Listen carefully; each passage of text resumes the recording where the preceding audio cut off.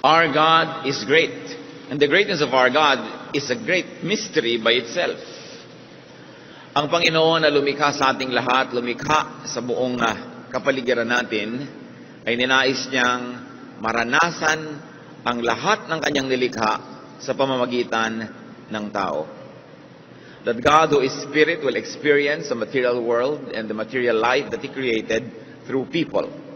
Kaya binigay niya ang kanyang Espiritu, pinasama ito sa alabok, at pinagsama niya sa tao ang Espiritu ng Diyos at ang material creation of God.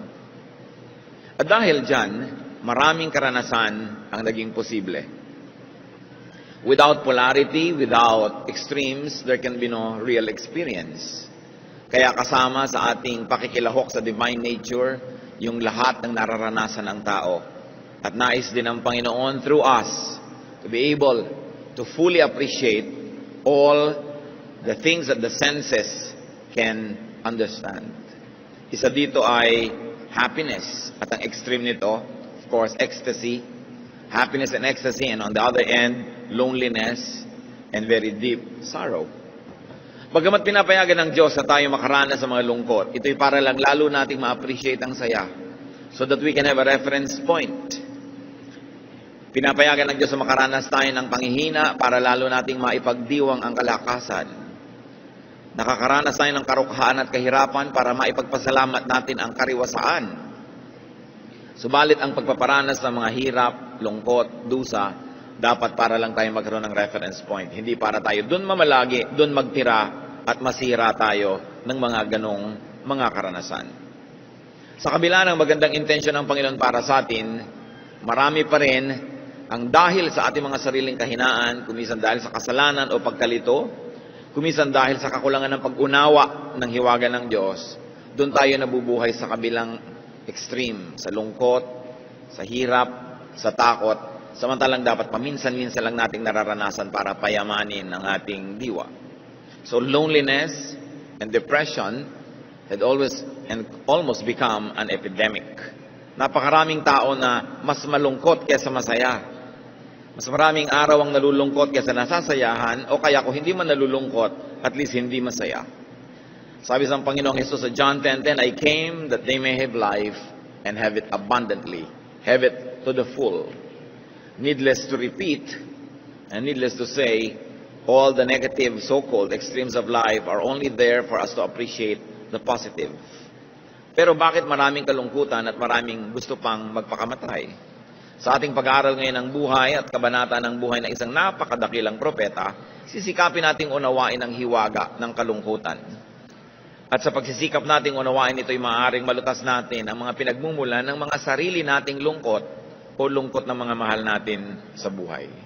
Ama namin na Diyos ng kaligayahan, Diyos na mahiwaga at makapangyarihan, dalhin mo po kami sa iyong presensya. Buhayin mo ang Espiritu mo na nakatira sa aming katawan, at na kami makiisa sa iyong Espiritu. Turuan niyo po kami, buksan ang aming mga spiritual eyes and ears so we can be fed in a spiritual way. Forgive us our sins, cleanse us all our iniquities, O God. Make us whole, enable us to partake of your divine nature.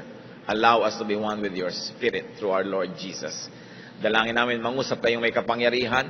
Ang hiwaga niyo, ipagkaloob niyong maunawaan namin, maging sa maliit na paraan sa sandaling ito, at nang madagdagan ang aming pagiging kawangis at kamukha ninyo. Allow us to grow in your image so that we can change and transform to become more and more like you. Father, speak in power and authority, in splendor and majesty, yet speak to us in simple terms so we can digest and understand and benefit from your word. Lead us, be our speaker, protect us from lies and falsehood, preserve our health, strengthen our bodies, sharpen our minds. We like to receive blessings from you. As we bring you offerings and thanksgiving and gratitude, O God, let your blessings abound in our hearts right now. We seek you in the name of your Son, our Lord and Savior, Jesus Christ. 1 Kings 19, verse 4. He, meaning the prophet Elijah, came to a broom tree, sat down under it, and prayed that he might die. I have had enough, Lord, he said. Take my life. I am no better than my ancestors. Isang napakadakilang lalaki at napakadakilang propeta, dumating sa puntong gusto niyang mamatay. How come a great prophet got so unhappy, so sad and so depressed that he wanted to die? Parang hindi mo inaasahan yan sa isang propeta, pero kung hindi natin inaasahan, merong pagkakamali ang paningin natin sa mga hinirang at mga instrumento ng Diyos. Ang mga dakilang mga instrumento ng Diyos, mga tagapagturo, mga propeta, mga dinaduluyan ng kanyang espiritu upang maging blessing sa iba, ay hindi exempt, hindi puwera sa mga lungkot, sa mga hirap, sa mga kuminsan ay takot. Sa kadalasan, mas sensitive ang mga mas espiritual at mga instrumento ng Diyos. Kaya mas higit lalo silang nauuga, higit mas lalo kuminsang natatakot, higit lalong naapektuhan ng hirap, ng lungkot, ng pangamba. Sapagkat sa mamamagitan ng kanilang sensitibong espiritu, natuturuan sila ng Diyos na maging mahusay na mga pastol, mga tagapangaral at tagaturo, dahil nararanasan nila higit kanino man ang mga problema ng tao. Kaya hindi dapat paghanapan ang ating mga spiritual leaders to be supermen and superwomen as if they were exempted from the ravages of life. But in fact, they are even more sensitive. The Spirit that it is in the Lord sensitized them even more so they could be relevant and they could be kind and they could be good teachers. Ano naman ang maituturo ng walang pakiramdam at manhid? Paano aakayin nung sobrang laging mabuo ang loob yung mga natatakot?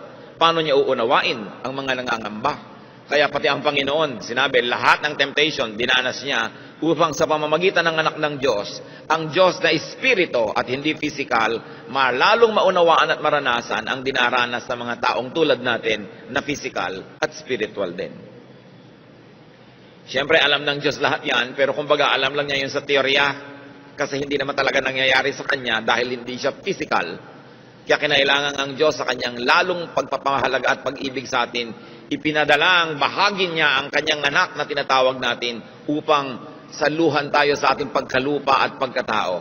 At habang nananatili siyang nakasalo sa Diyos Ama sa langit sa pagka-espiritu, kasalo natin sa pagkalupa, kaya siya ang nagiging tulay natin na mga lupa at espiritu doon sa espiritu lamang na Diyos.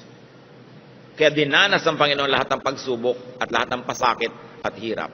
At nang sa ganoon, ang Diyos Anak ay bumalik sa piling ng Diyos Ama, lalong-lalo na ngayon na nauunawa at na-appreciate ng Diyos na Espiritu ang kalagayan natin. And the Bible says, and God remembers that we are dust.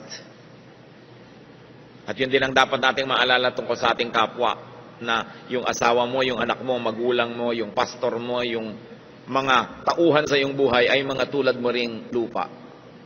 At dahil doon, lumalawak dapat ang ating pangunawa, hindi ang panghuhusga sa kapwa. Bakit ginustong mamatay ng propetang ito? Samantalang napakamakapangyarihan niya, siya ay nakikisalo sa banal, kabanalan at luwalhati ng Diyos. He was a partaker of the divine nature. But why did he want to die? What factors caused such unhappiness to the point that a great man of God would die? Ang background po nito ay may napakalaking giyera, giyerang relihiyoso. It was a religious war. May bagong reyna sa bayan ng Israel, si Jezebel, foreigner. May iba siyang sinasamba, si Baal. At dinala niya sa Israel ang daan-daan ng mga pare at mga propeta ng kanyang relihiyon. At isa-isa niyang ipinapatay ang mga propeta ng Israel. Nananaig ngayon ang kadiliman, nananaig ang pagsamba kay Baal, at napakalaking religious war ang nagaganap. At yun ang background ng kasaysayang ating tutunghayan. Nung humarap ang propeta sa hari na asawa ni Jezebel, kamping-kampi na ang hari sa kanyang asawa. At nabulag na siya sapagkat siya ay sumusuporta na sa bagong relihiyon na ito, sa pagan religion at sa pagsamba kay Baal. 1 Kings 18:16 to 19. King Ahab went to meet Elijah. When he saw Elijah, he said to him, "Is that you, you troubler of Israel?" Ikaw ba yan, panggulo ng bayan? Sabi ng hari. "I have not made trouble for Israel," Elijah replied. "But you and your father's family have. You have abandoned the Lord's commands and have followed the Baals." Sabi, sinong panggulo sa atin? Kayo, kayong mag-anak. Sumunod kayo kay Baal. Ginulo niyo ang ating bayan, ginagalit niyo ang ating Diyos. Verse 19, Now summon the people from all over Israel to meet me on Mount Carmel, and bring the 450 prophets of Baal and the 400 prophets of Asherah who eat at Jezebel's table. So ang reyna ay tumataguyod ng 850 prophets of Baal. Samantalang ang tingin ni Elijah, siya na lang ang natira dahil nilipol, inubos na ang mga katulad niyang propeta ni Yahweh. Lingit sa kanyang kaalaman, meron pa naman na mga natira at ikinubli ng mga supporters sa mga kuweba. But let's study Elijah's unhappiness. At sa pagtatangka nating unawain yun, ay mauunawaan din natin ang ating mga sarili at ang ating mga mahal sa buhay. What were some of the roots of Elijah's unhappiness? One was rejection. Yan ang isang pinag-ugatan ng kanyang lungkot. The king rejects him, the establishment was rejecting him. At kung minsan, kahit alam mong kakampi ang Diyos, kakampi mo ang Diyos, may epekto pa rin sa iyo, pagkagalit sa iyo ang tao at hindi ka kakampi. There was misunderstanding. He was being called a troublemaker. Isa yung malakas magpalungkot, yung hindi ka nauunawa. There was disconnection from the king, from the people, and from his fellow prophets. Wala siyang komunikasyon sa kanyang mga kapwa-propeta. Ang palagay niya ay siya nag-iisa na lang. And of course, there was disappointment. He was very disappointed with the king, who was supposed to be an instrument of God, but this time this king was becoming the instrument of his wicked wife, Jezebel. And he also faced a very big opponent, 850 prophets ng kabilang partido. Nakakalungkot ang mga ganong bagay. San mo man tingnan. 1 Kings 18:20-21. So I have sent word throughout all Israel and assembled the prophets on Mount Carmel. Elijah went before the people and said, how long will you waver between two opinions? If the Lord is God, follow him. But if Baal is God, follow him. But the people said nothing. Ang panukala nitong si Elijah, ipunin mo ang buong bayan, tawagin mo rin ang 850 prophets ng asawa mo, magkita-kita tayo sa bundok ng Carmel. Ito isang banal na lugar kung saan napakaraming himalaang naganap at ngayon magkakaroon ng malaking showdown, magkakaroon ng paligsahan. At inipon nga ng hari ang mga tao. At sabi nitong propeta, ano ba kayo? Parang wala kayong pagkakakilala sa ating Diyos. Kung si Yahweh ay Diyos, kung ating Panginoon Diyos ay Diyos, siya ang sambahin nyo. Ngayon, kung si Baal ang Diyos, siya ang sambahin nyo. Pero hindi pwedeng pareho. Hindi pwedeng dalawa. Hindi kayo pwedeng mamangka sa dalawang ilog. Yung mga tao naman, walang kakibu-kibo. So Elijah faced silence. He probably thought it was indifference and indecision of those around. Again, he suffered disconnection. The people were not responding. Walang kakibu-kibo. Nakakalungkot din yun. Dati pag nagsasalita ang propeta, enthusiastic ang response sa mga tao.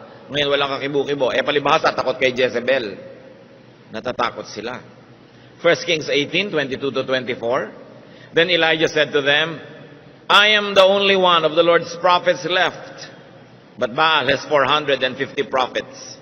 Of course, malalaman natin later na hindi naman pala precise yung akala na yon ni Elijah. Prophets are not all-knowing. They can also have some details taken wrongly. Diyos lang ang perfect, not even the prophets, not even the apostles, not even those who were close to Jesus. Kaya kumisan may sinasabi sila, may itinuturo sila, susuriin mo rin, kasi Diyos lang hindi nagkakamali. Kahit mga propeta, pwedeng may mali. Sunod ka pala ng sunod dahil propeta yon, mali pala. Kaya dapat alam mo lahat, or karamihan ng katuruan, para malaman mo kung alin yung, ay mali ito, hindi naman talaga siya nag-iisa. May daan-daan pa na nagtatago sa kuweba. But meanwhile, we are analyzing what made him so sad. And one of that was he thought he was alone. Rightly or wrongly, he thought he was alone. Verse 23, get 2 bulls for us. Let them choose one for themselves, and let them cut it into pieces and put it on the wood, but not set fire to it. I will prepare the other bull and put it on the wood, but not set fire to it. So ano ngayon ang gagawin nila? Magkakaroon sila ng paghahandog, ng offering. At ang offering nila ay mga bulls. mga malalaking baka. At ang sabi nitong propeta, o mauna na kayo, total marami kayo, kumuha kayo ng 2 baka, isa sa inyo, isa sa akin.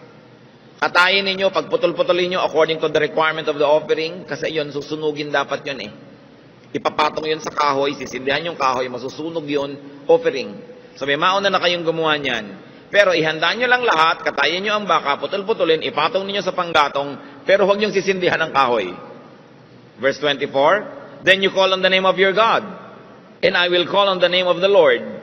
The God who answers by fire, He is God. Then all the people said, what you say is good. Sabi, o sige, itong hamon. Ihain ninyo yung inyong baka, tapos huwag niyong sisindihan ng kahoy. Tumawag kayo sa Diyos nyo. Pag biglang may umapoy, galing sa kung saan, di Diyos nyo ay Diyos. Kung sinong Diyos ang sumagot at maglalagay ng apoy dyan nang hindi tayo ang naglalagay, then siya ang Diyos. At tuwan-tuwa naman ng mga tao, wow, magandang boxing ito. No? At ringside ang buong bayan, manonood sila. But up to that point, what was Elijah's social standing? It was that of aloneness. He was alone. Parang siya lang laban sa buong bayan, laban sa daan-daang mga propeta nung kalaban, at laban sa hari at sa reyna. So there was a disconnection, and a showdown was about to happen. Talagang suspenseful ang event na ito. So, naghanda sila. 1 Kings 18:25-29.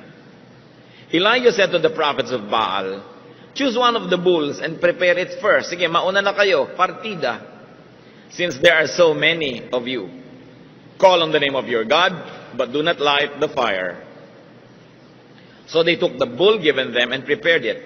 Then they called on the name of Baal from morning till noon and said, O Baal, answer us. They shouted. But there was no response. No one answered. And they danced around the altar they had made.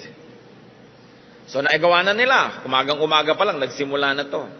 Nagsasayaw na sila, nagtutugtog na sila, nagtatawag na sila kay Baal. Inabot na ng tanghaling tapat, uminit na lang at lahat. Wala pang nangyayari. Verse 27, at noon Elijah began to taunt them. Shout louder, he said. Surely he is a god. Perhaps he's in deep sleep, or in deep thought, or busy, or traveling. Maybe he's sleeping and must be awakened. So they shouted louder and slashed themselves with swords and spears, as was their custom, until their blood flowed. Sabi ni Elijah, oh, lakasan nyo pa! Baka tulog! Baka nagbabiyahe! Baka pagod! Sige pa, lakasan pa! Lalo namang nilakasan nga nitong mga sumasayaw. Hanggang hiniwa-hiwa nila ang kanilang sarili para lumabas ang dugo nila na paraan nila sa pagtawag ng atensyon ng Diyos nila. Dahil pinaniniwalaan nila na gusto ng Diyos silang nakakaamoy ng sariwang dugo. So, tingmak na sila ng dugo at nabasa na yung lupa. Wala pa. Verse 29, midday passed, and they continued their frantic prophesying until the time for the evening sacrifice. Maghapon na to. Didilim na, oras na para sa tunay na oras ng pagbibigay ng mga handog sa Diyos ng Israel. But there was no response, no one answered, no one paid attention. Anong nararanasan dito ni Elijah? He experienced strife. Siyempre may contest. And there was grave intensity. And at this point, he could have already been experiencing fatigue. Maghapon na yan, magdamag pang nakaraan nung kahapon, so pagod na siya, may contest, lahat yan nakaka-contribute sa naging kalagayan niya na sobrang kalungkutan later. 1 Kings 18:30-35. Then Elijah said to all the people, come here to me.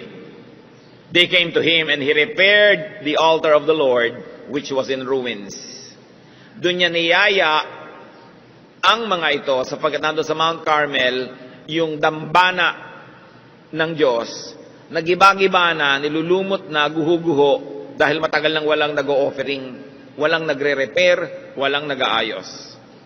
Elijah took 12 stones, one for each of the tribes descended from Jacob, to whom the word of the Lord had come, saying, Your name shall be Israel. With the stones he built an altar in the name of the Lord, and he dug a trench around it, large enough to hold 2 seahs of seed. He arranged the wood, cut the bull into pieces, and laid it on the wood. Then he said to them, Fill 4 large jars with water, and put it on the offering and on the wood. Do it again, he said, and they did it again. Do it a 3rd time, he ordered, and they did it a 3rd time. The water ran down around the altar and even filled the trench. It's very cinematic. Very dramatic. Haba ang lahat ay nanonood at naglalagay ng mga band-aid sa mga sugat nila, itong mga nabigong mga propetang hiwa-hiwa ang katawan at nagdugo ay wala namang sumagot. Eto ngayon siya, dahan-dahan niyang nirepair yung altar na bato. Mga patong-patong na bato lang naman yun eh. Kumuha siya ng mga 12 malalaking bato, pinagtumpok-tumpok. Naghukay siya ng parang kanal sa paligid ng altar niyang binuo. At sabi niya, at nagsibak siya ng kahoy, ipinatong niya sa bato, inayos, at pinutol-putol niya yung baka, inilagay sa ibabaw ng kahoy. At pagkatapos ng sabi, umigib kayo ng tubig, damihan ninyo. Buhusan ninyo itong karne. Buhusan niyo rin yung kahoy, buhusan niyo rin yung bato sa ilalim ng kahoy, at ginawa nila yon hanggang umapaw ang tubig dun sa kanal na ginawa niya sa paligid. Parang merong moat. Sabi niya, puno na, gawin niyo pa uli. Inulit, pangatlong ulit, basang-basa ang lahat. No? Because there were 13 quarts of water that were used. So Elijah went through hard work. Mahirap yata siya gumawa lahat mag-isa pa. At performance level ito. Nakakapagod yan. So pagod na siya. Again, there's the issue of fatigue. 1 Kings 18:36 to 37. At the time of sacrifice, the prophet Elijah stepped forward and prayed, O Lord God, God of Abraham, Isaac, and Israel, let it be known today that you are God in Israel, and that I am your servant, and have done all these things at your command. Answer me, O Lord, answer me, so these people will know that you, O Lord, are God, and that you are turning their hearts back again. So there was tremendous pressure. Nag-fail na yung kabilang bahagi, yung kabilang partido, siya na lang ngayon ang na-under test. At sinabi niya, Lord, tayong dalawa ang under pressure here, tayong dalawa ang nakasalang para subukan.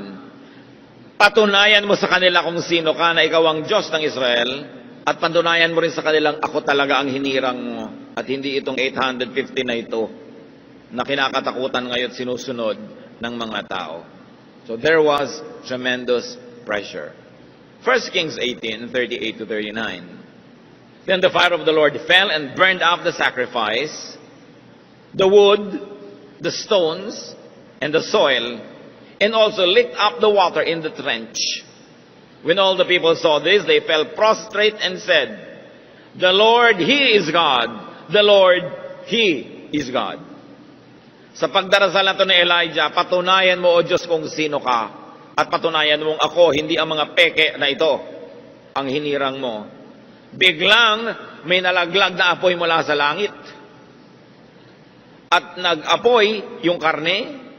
Nauna yung karne na nag-apoy. Baligtad dito. Sumunod na nag-apoy yung kahoy. At pati yung bato, at pati yung lupa, nag-apoy. At pati yung tubig na umaapaw, nag-evaporate sa init at tindi ng tubig na galing sa Panginoon. Napatunayan ng bayan kung sino talaga ang Diyos. So, silang lahat ay sabi, totoo nga, ang Diyos natin ang Diyos, siya ang dapat sambahin. So what did the prophet experience here? Success. There was glory. Nagtagumpay siya. Napakalaking tagumpay para sa Diyos at para sa kanya ring ministry.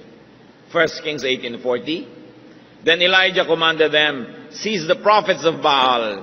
Don't let anyone get away. They seized them, and Elijah had them brought down to the Kishon Valley and slaughtered there. O napagod na naman ang pobreng Elijah, mag-isa niyang pinatay lahat ang 850 priests na ito. So there was victory. Complete, perfect victory. But you know what? success and glory could lead to unhappiness and depression. Akala nyo ba, kabiguan lang nakakapagpalungkot? Ang katakataka, yung sobra ding tagumpay, pag lalo't di mo nadala at nakaya, pwede ka rin niyang sirain. Kaya may mga rock stars, mga movie stars, politicians, statesmen, even religious leaders, and in our story, even the prophet Elijah, nalungkot magkatapos yung tagumpay. Hindi na kaya. Because there could be unhappiness after great glory. Kaya nakikita nyo yung mga artista kumisan, lalo sa tanghalan, sa entablado, pagkatapos ng kanilang huling palabas, may cast party. Kasi gising na gising pa yung electricity ng body nila sa palakpak, sa tagumpay, mahirap itulog yun. Kailangan ma-deflate ka, kumbaga sa lobo, halos puputo ka na, kailangan magbawas ka ng hangin dahan-dahan para hindi ka sumabog. And as we can see here, unhappiness is, among others, electricity. So Elijah was electrified by his victory, pero nabasa natin maya-maya, gusto niyang mamatay. 1 Kings 18:41-42. And Elijah said to Ahab, "Go, eat and drink, for there is the sound of a heavy rain." So Ahab went off to eat and drink. But Elijah climbed to the top of Mount Carmel, bent down to the ground, and put his face between his knees. Anong background nito, mga kapatid? 7 taon na hindi umuulan. May tagtuyot, taggutom, may salot sa bayan ng Israel dahil sa kanilang idolatry. At dahil muling nabuo ang dambana, ang altar ng Diyos, muling naparangalan ang kanyang propeta, muling nasamba ang kanyang pangalan, at muling nagkaroon ng offering doon sa altar na yon, magpapaulan na ang Diyos. At naramdaman yon ng propeta. Sabi niya sa hari, kumain ka, uminom ka, malakas ang darating na ulan. Ano yung konteksto? Mahaba ang biyahe mo, magbiyahe ka na pauwi.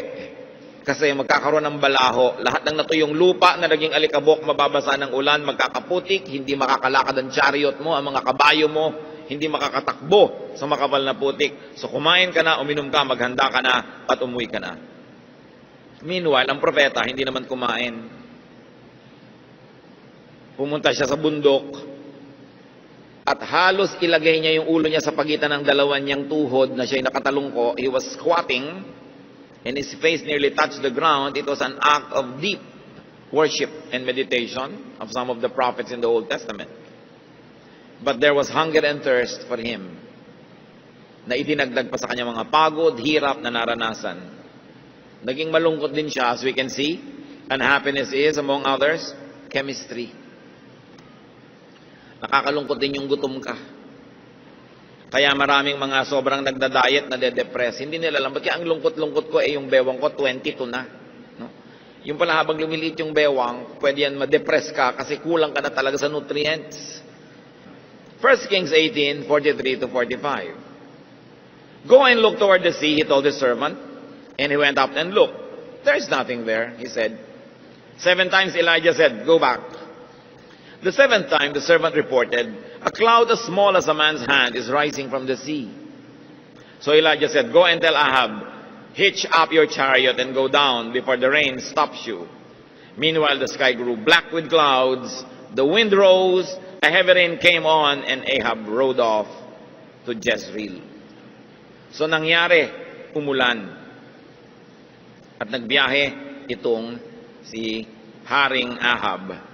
Now, the distance between Jezreel and Mount Carmel was more or less 32 kilometers. And the Bible tells us that this prophet Elijah, after a very, very tiring day, ran ahead of the chariot and went and reached Jezreel ahead of the king. So, nagtatakbo pa siya. So, there was exhaustion. As you can see, happiness or unhappiness is also fatigue. Pag sobra kang pagod, may tendency ka ring ma-depress. 1 Kings 19:1-4, nakita si Ahab at ang kanyang asawa. Sabi siguro ni Jezebel, patay na ba si Elijah?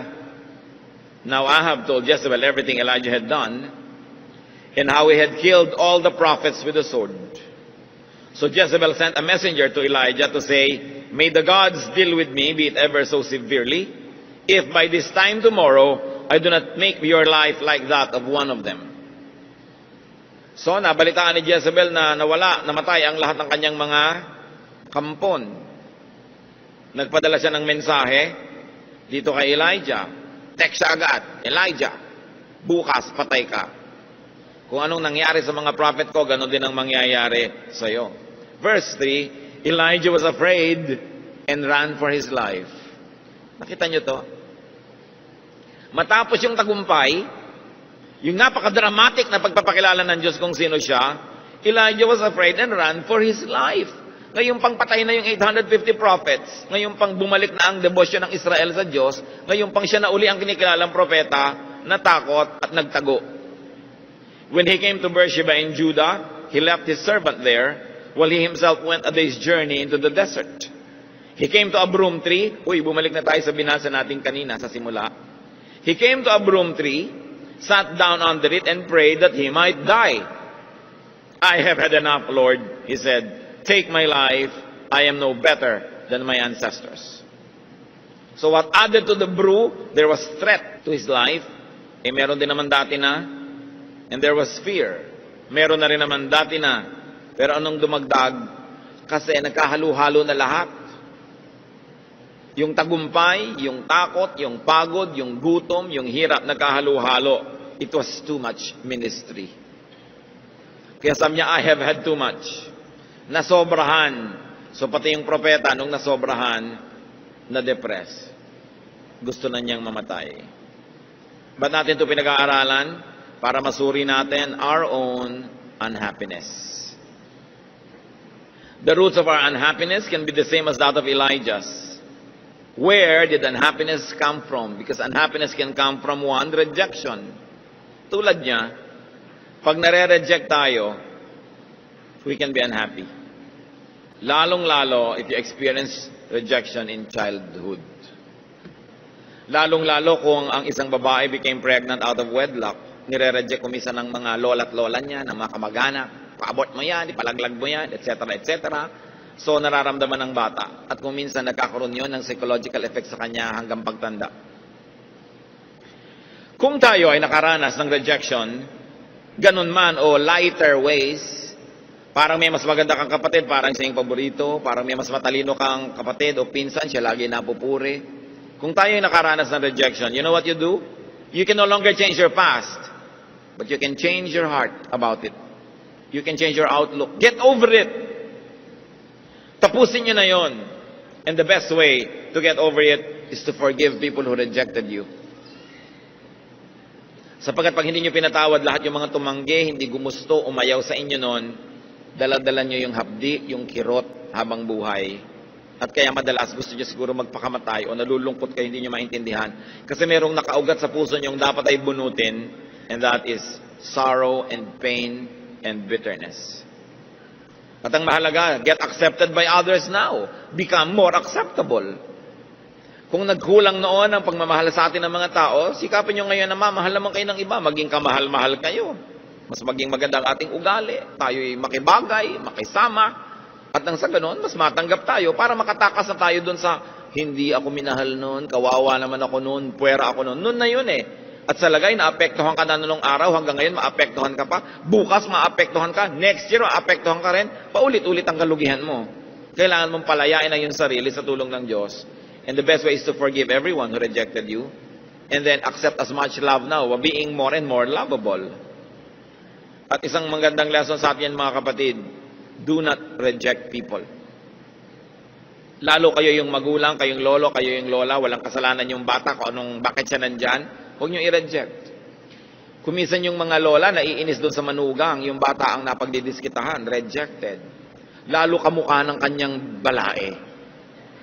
Kamukha ng balae itong batang to, mukhang impacto. So yung bata, walang kamalay-malay, nare-reject siya. Kung minsan naman, gustong-gusto mo yung isang manugang mo, mahal na mahal mo yung apo mo na yung sa manugang mo, ang bata sensitive. Let's not reject people. Teacher ka, don't play favorites. Mas huwag tayong mag-reject kasi alam natin, malalim ang sugat na nililikha niyan. So as much as we would like to be free from the bitterness of being rejected, let's also set people free from being rejected. Yun ang lesson. na matututunan natin dito. Para hindi iibigin ninyo o nino man na magpakamatay o mamatay dahil sobrang malungkot. And of course, there was disappointment on the part of Elijah about the king and the nation. Para hindi ka laging ma-disappoint, don't expect too much. Don't expect too much. At tayo naman, tulungan natin ating kapwa that they don't get disappointed with us. Do what you must. Perform your duty. Do your best so people don't get disappointed in us. And what's very important is to avoid disconnection. Get connected. Allow others to connect with you. Be accessible. And you also reach out to others. Talagang totoong nilikha tayo ng Diyos na ang kaligayahan natin ay sa piling ng kapwa din natin tao at sa piling ng Diyos. Kaya hayaan natin magkaroon tayo ng connection. Another unhappiness of Elijah could have come from aloneness. So what do we learn? Have a healthy balance of solitude and company. One of life's greatest pleasures is good company. Napakayaman mo, kapatid, kung meron kang kaibigan, kamag-anak, pinsan, kapatid, whatever, na masarap kasama. Kayamanan yun. At lalo namang napakainam na ikaw ay maging dagdag na yaman sa kapwa dahil masarap kang kasama. Pero kung ikaw ay judgmental, pintasera, lagi na lang may reklamo, mahirap kang kasama, dinedepress mo ang iyong kapwa nun. And at the same time, madedepress ka rin. What about strife and fatigue? We have to learn to have peaceful relaxation and peaceful coexistence with people. Na hindi tayo nakikigyera lagi. Choose your battles para hindi ka laging maraming kaaway, kagalit. Nakaka-stress yan. At kumisan, pag nagkasama-sama lahat, gusto mo na rin mawala sa mundong ibabaw. Pressure also added to his unhappiness. So we choose our battles whenever we can. Huwag kang likha ng gulo. Huwag kang pangako ng pangako. Nakaka-pressure yon. Don't be a guarantor kanino mang utang kasi sobrang pressure na nakadagan sa'yo. Kailangan matuto ka mabuhay na konti lang ang pressure. Don't say yes to every invitation. Don't accommodate everybody because you will be pressured. Pinipili mo lang yung talagang gusto mo at kung may paminsan-minsang ayaw mo pero dapat, konti lang yon, hindi marami. At isa yan sa mga dapat nating matutunan mga Pilipino, sobrang kasing mababang loob tayo, sobrang mabait, to say no. Lagi na lang tayong yes, tapos ikaw yung nagdurusa. Part of the freedom that God wants to give you is for you to be free from needless pressures. At isa pa na dapat nating bantayan, glory. Victory. Pag sobra kang yumayaman, sobra kang sumisikat, sobra kang gumaganda, sobra kang nagtatagumpay, go down. Huwag ka masyadong maniwala na dakila ka. And very importantly, how do you get the pressure of glory from your shoulders? Share it with other people. Share the credit with other people, especially with God. In fact, give God the glory. Para hindi ikaw nagbubuhat ng glory na yon. Kasi ang kabiguan at tagumpay, pareho yung mabigat buhatin. Marami sa atin, marami ng practice sa kabiguan. Kasi mas maraming kabiguan kaysa tagumpay eh. Kaya pag nabibigo ka, nalulungkot ka lang pero hindi ka natutumba. Pero marami ang hindi nadadala, hindi nakakaya yung tagumpay. Doon sila nasisira. Kaya kung minsan, ang hinihiling mong tagumpay sa Diyos, pag hindi niya ibinigay, pasalamat ka rin. Kasi alam niya yung load limit mo. Wawasakin ka lang ng sobrang tagumpay. Kaya ang ibibigay lang sa'yo yung kaya mong dalhin. Even God's no answer is a blessing. Dahil alam niya ang ating kapasidad. What about his hunger and thirst? So alam na natin yung solusyon. Eat and drink properly. It's not enough to just eat or drink properly. Yung tama sa'yo. Yung mga mas sobrang maingat ka sa katawan, kinoconsider pa nila yung kanilang blood type. Hinahanap nila kung anong bagay sa blood type nila ng pagkain. Body type nila. Yung kanilang lifestyle, binabagay din nila. Hindi naman yung diet, halimbawa ni Jane Fonda, bagay sa'yo, eh hindi ka naman si Jane Fonda. Diba? Ikaw si Jane Fonda. So si Jane Unan, iba na naman yun. Hindi kayo pwedeng pare-pareho. Kung yung ginagaya yung mga model, magkaiba naman. Tsaka yung mga model, alam nyo, lalo yung mga nakikita nyo sa TV, lumalaban ng mga bikini open. Mga 2 araw yung hindi umiinom ng tubig, dehydrated na dehydrated para ma-define yung mga muscle nila. Walang katubig-tubig ang katawan. Kaya kadalasan, pagkalabas nila doon sa vaccine, mga natutumbat na hihimatay. Kasi talaga ang pagde-deprive sa sarili para pumayat. Ba't yung gagawin yun? Paparusahan nyo ang inyong sarili. No? So kailangan, may body type ka, may comfortable weight ka. Kung talagang yun, di yun, you cannot be somebody else. And you must not depress yourself trying to be someone else. At isa pa pang nakita natin dito kay Elijah, fear. So deal with your fears. Uproot or at least minimize if you cannot conquer your fears. Dapat yan nilalagay sa lugar. What are more insights into the cures to unhappiness and depression according to the experience of Elijah? Nasabi na natin, dagdagan pa natin na lalong-lalong ngayon nakabase sa kanyang karanasan. 1 Kings 19, 5-8. Tuloy ang kwento. Then he lay down, matapos siya sabing, Lord, gusto ko nang mamatay. Then he lay down under the tree and fell asleep. All at once an angel touched him and said, Get up and eat. He looked around, and there by his head was a cake of bread baked over hot coals and a jar of water. He ate and drank and then lay down again. Matapos siya magreklamong hindi na niya makaya, napahiga na siya doon sa lilim ng puno at siya ay nakatulog. Pinukaw siya ng anghel, hinipo siya, tinapik-tapik, at sinabing, bumangon ka muna. No? Kumain ka muna. Huwag kang matulog ng gutom. So, pagtingin niya, may pagkabango-bango mga tinapay na talagang bagong bake sa kanyang ulunan at mayroon pang isang banga ng tubig. So, bumangon siya, kinain niya, ininom, at nahiga uli. Sa inyong mga tamad magluto, matutulog na lang ng gutom, learn this. Yung ayaw na magluto, ayaw na maghugas ng plato, itutulog na lang yung gutom, may pagkain naman. No? So learn from this. Baka marami kayong depression na galing dyan. Ito naman siya, hindi tamad, wala lang talaga siyang pagkain, kaya pinaghimalaan. Ngayon, kung meron kayo sa bahay nyo, hindi nyo kailangan ng himala. Verse 7, The angel of the Lord came back a second time and touched him and said, Get up and eat. For the journey is too much for you. So he got up and ate and drank. Strengthened by that food, he traveled 40 days and 40 nights until he reached Horeb, the mountain of God. Ministry na naman.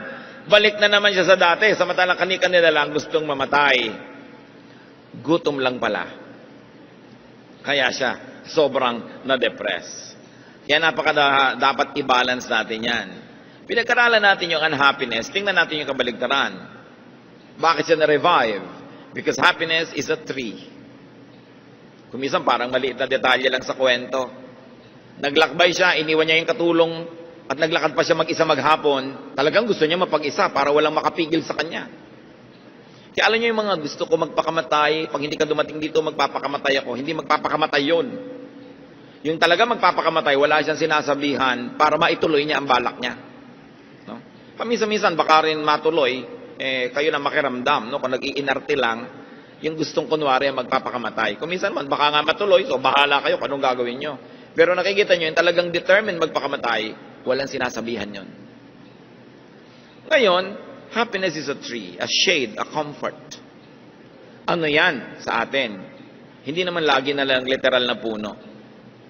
Pag sobra na tayong stressed, malungkot, find your tree. Maybe it's a place. Maybe it's a condition. Maybe it's a vacation. Maybe it's a spa. No? Or a barber shop. Or shopping. Kung ano man yung tree. Nagbigay sa kanya yun ang ginhawa. No? And we should find trees in our lives. Sa katunayan, ang best tree, syempre, tao. Proverbs 17:17, a friend loves at all times, and a brother is born for adversity. Tiyakin nyo naman na kung marami kayong ipinupundar sa buhay, at least makapagpundar kayo ng mga kaibigan na talagang kapalagayang loob, nauunawa nyo at inuunawa kayo, yung pwede kanyang gisingin sa madaling araw at pwede mo rin siyang gisingin, pwede mo siyang abalahin at pwede ka rin niyang abalahin, tiyakin yung meron kayong ganun sa buhay. Kasi isang malaking kayamanan ang may ganun sa buhay. Job 6:14, the despairing man should have the devotion of his friends. Kasi si Job, nagdurusa, sabi ng mga kaibigan niya, siguro may kasalanan ka. Sabi niya, may kasalanan ako at wala, may atraso ako sa Diyos at wala, dahil nagdurusa ako, dapat kaibigan ko kayo. Unawain niyo ako, huwag niyo ako i-judge sa panahon na ito. Sabi niya, ang kailangan ko, yung devotion niyo, hindi yung judgment. So kung meron tayong mga non-judgmental friends, at lagi nating binabaliktad yan mga kapatid, gusto nating may kaibigan, magbigay din tayo ng friendship. Gusto nating may dumuunawa sa atin, magbigay din tayo ng pangunawa. Do to others as you would have them do to you, sabi ng Panginoong Jesus. Ang Diyos, 2 Corinthians 7:6, God comforts the downcast. So napakasarap na sa Diyos kasi silong. Pero siyempre, maganda yung relasyon mo sa Kanya. Wala kang agam-agam, close kayo ng Diyos. Happiness is also rest and sleep. Nakita nyo, naiba siya nung nakatulog. Ang bait nga ng Panginoon, Exodus 34:21, 6 days you shall labor, but on the 7th day you shall rest. Even during the plowing season and harvest, you must rest. Kahit oras talaga ng trabaho, dapat may pahinga. So magpahinga tayo at payagan din natin ang ating kapwa na magpahinga. Huwag natin din laging pagurin. Mga anak, bigyan nyo ng pahinga ang inyong mga magulang, lalo sa gastos. No? Mga anak din naman, pagpahingahin ng magulang mula sa kutakot-takot na sermon. Dapat may pahinga ang tao. Hindi lang ikaw ang may pahinga, dapat nagbibigay ka rin ng espasyo sa kapwa mo na magpahinga rin siya. Kung meron kayong mga staff sa bahay, abay bigyan nyo naman ng espasyo kung saan sila matutulog. At kung talagang wala kayong espasyo, pero yung mga staff kayo sa bahay at natutulog sila sa sala, pag orasan ng tulog nila, huwag na kayo magpakalat-kalat sa sala. Huwag na kayo doon manood ng TV, magbasa at kung ano-ano, dahil kailan pa sila matutulog. So binibigyan nyo ng pahinga. At yung turo na yan, lalo kung may kapangyarihan tayo over other people, we should exercise the prerogatives of God and give people rest. Mark 6:31, then because so many people were coming and going that they did not even have a chance to eat, He said to them, come with me by yourselves to a quiet place and get some rest. Ang Panginoong Jesus, napansin niya na yung mga disipulo niya ay sobrang pagod na sa dami na nagpapagamot, nagpapapray, nagpapakounsel.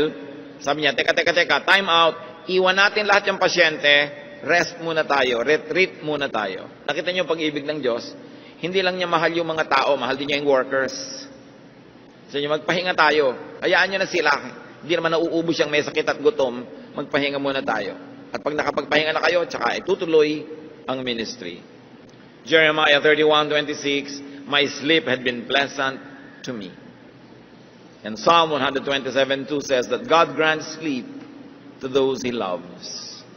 So do the same. Give people around you sleep. Husbands, pag hindi kayo umuwi sa oras, o kayo yung mga nasa field work, malayo, hindi makatulog ang mga asawa ninyo, lalo meron kayong bad record. Okay? Patulugin ninyo mga asawa nyo, ibalik nyo yung kanyang tiwala, pahinga ng puso, hindi yung pag nakatalikod siya kung ano-anong mga himala ang nagaganap. Kaya tuloy, pag hindi kayo magkasama, hirap na hirap ang loob. Napakalaking pahirap yan sa mahal nyo sa buhay. Kung ang Diyos, pinapahinga tayo, dapat kayo, kung sino man yung mahal nyo sa buhay, mga anak, patulugin nyo mga magulang nyo. Hindi yung alauna na ng umaga, wala pa kayo. Minsan alana, hindi na lang alauna, talagang alana, hindi na umuwi. No? Maawa kayo sa nagmamahal sa inyo dahil nag-aalala. Hindi yung sasabihin, safe naman ako, I'm okay. Bakit ba pinoproblema mo yan? Ikaw, alam mong safe ka kasi nandun ka, kasama mo yung sarili mo. Yung hindi nakakakita sa'yo, nag-aalala. At alam niyo yung mga naghihimala, ayaw sumugod sa telepono, low bat. Low bat. Yung nawawala ka, low bat. No? Lagi na lang na walang signal.